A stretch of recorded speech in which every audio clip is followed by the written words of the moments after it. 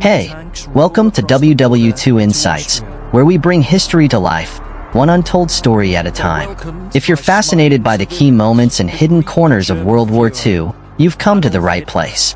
Today, we're taking you deep beneath the streets of Berlin to explore a place shrouded in mystery and darkness, the Führerbunker. This underground fortress was the final stage for one of history's most notorious figures, Adolf Hitler, as the Third Reich collapsed around him. You won't want to miss this. As the Allies closed in on Nazi Germany, Hitler needed a secure place to command his crumbling empire. In 1944, deep beneath Berlin, the Führerbunker was completed, a fortress of concrete designed to withstand the fiercest bombardments. But this bunker was no grand palace. It was a grim, functional space, designed for survival, not comfort. Originally connected to the older Führerbunker, the Führerbunker was the last desperate addition to Hitler's headquarters, a place where fear, paranoia, and hopelessness would reign as the end drew near. Upper Führerbunker, with its small, cell-like rooms, was already in use as an air raid shelter. But deeper underground, 16 feet below the surface, lay the Führerbunker itself, Hitler's final stronghold. This lower level housed his personal quarters, conference rooms, and the infamous map room, where he would try in vain to command his armies as the Allies pressed in on all sides. It's commonly known that the Führerbunker was located beneath what is now an unremarkable parking lot. It's also widely accepted that Hitler committed suicide here, and his body was burned in this vicinity. But where exactly did all this happen? The first crucial piece of evidence for pinpointing the exact location of the Führerbunker comes from wartime blueprints created in 1944 for its construction. These plans reveal a two-level complex, with the upper part called the Führerbunker and the lower part known as the Führerbunker. Featuring dozens of rooms shielded by meters of reinforced concrete and equipped with state-of-the-art gas protection, it was an imposing structure. We know from records that the Führerbunker predated the Führerbunker and was originally used as an air raid shelter until 1943. It was located directly beneath the old Reich Chancellery in Berlin's government district, consisting of around 16 small, cell-like rooms. These rooms included storage spaces for luggage and provisions, a generator, toilets, a canteen, and several small accommodation rooms that the Goebbels family would occupy in late April. The Führerbunker was added later, completed in 1944, situated 2 meters deeper than the Führerbunker and connected to it by a single passageway. One of the junior personnel stationed in the bunker at that time was radio operator Rockesmish. He vividly described his first impressions of the Führerbunker. After descending the final steps, he arrived at the deep bunker, Hitler's suite.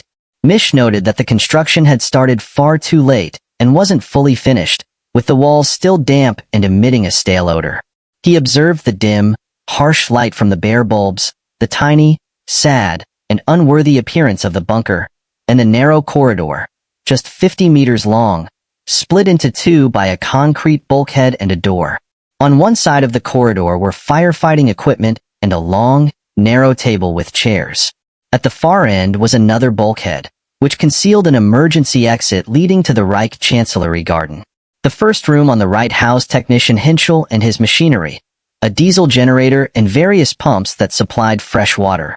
Opposite this machinery room were the wet rooms, including a bathroom and toilets. Adjacent to Hinchel's room was Mish's own, equipped with a telephone switchboard. This room had no door, leaving it open to the entire floor. Besides the telephone room, there were 4 others.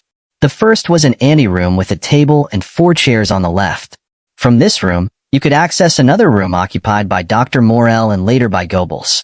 To the right, the corridor led to Ling's room and a surgery and dressing station, and then to Hitler's quarters. The first door on the left opened into a small lobby, from which one could enter Hitler's dressing room, later taken over by Eva Braun. The lobby also connected to Hitler's study and living rooms, which were only 3.5 by 3.2 meters in size. The cramped living room held a sofa and 3 chairs, making the space feel even smaller.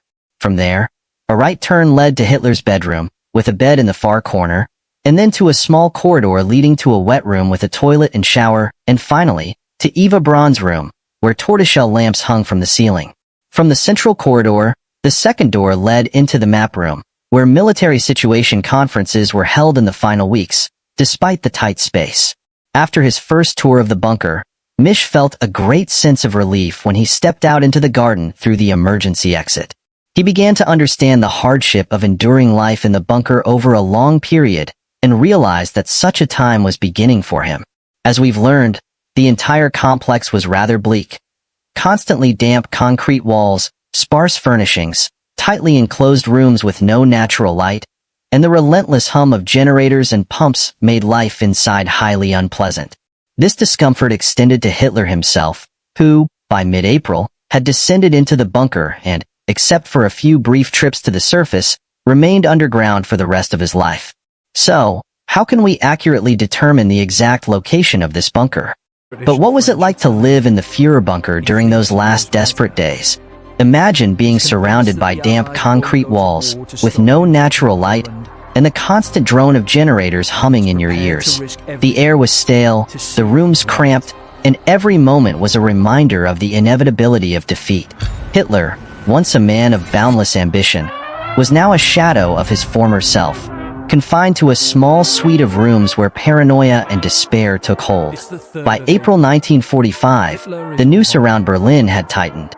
The Red Army was at the city's doorstep, and the once mighty Third Reich was reduced to rubble. Inside the Führerbunker, Hitler's health and mental state deteriorated rapidly.